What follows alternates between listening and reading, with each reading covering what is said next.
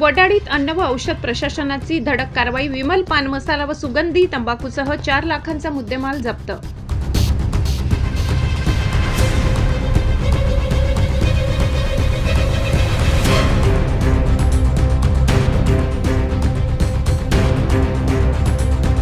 शहादा तालुक्यातील वडाळी येथे अन्न व औषध प्रशासन विभागाने बुधवार दिनांक 12 ऑगस्ट धडक कारवाई करत प्रतिबंधित अन्न पदार्थ असलेला विमल पान मसाला व सुगंधी तंबाखू असा एकूण 4,14,998 रुपयांचा मुद्देमाल जप्त केला. या कारवाई प्रकरणी 2 जणांविरुद्ध सारंगखेडा पोलीस ठाण्यात गुन्हा दाखल करण्यात आलाय.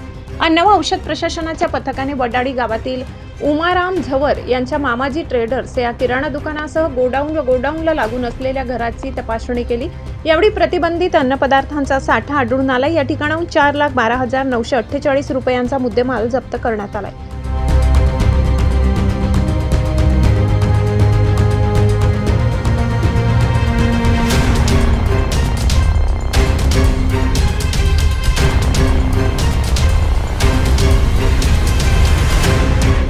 तसेच ज्ञानेश्वर माडी यांच्या पानटपरीवर केलेल्या तपासणीत 2,050 रुपयांचा प्रतिबंधित अन्न पदार्थांचा साठा आढळून आलाय. दोन्ही ठिकाणाहून जप्त करण्यात आलेल्या मुद्देमालाची एकूण किंमत 4,14,998 रुपये. या प्रकरणी दोन्ही आरोपी विरुद्ध सारंगखेडा पोलीस ठाण्यात फिर्याद देण्यात आली असून गुन्हा दाखल करण्यात आलाय.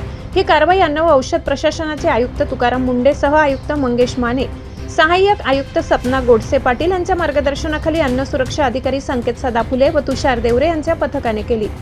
प्रतिबंधित पान मसाला व सुगंधी तंबाखूच्या विक्री विरोधात प्रशासनाने केलेल्या कारवाईमुळे परिसरातील विक्रेत्यांमध्ये खळबळ उडाली आहे.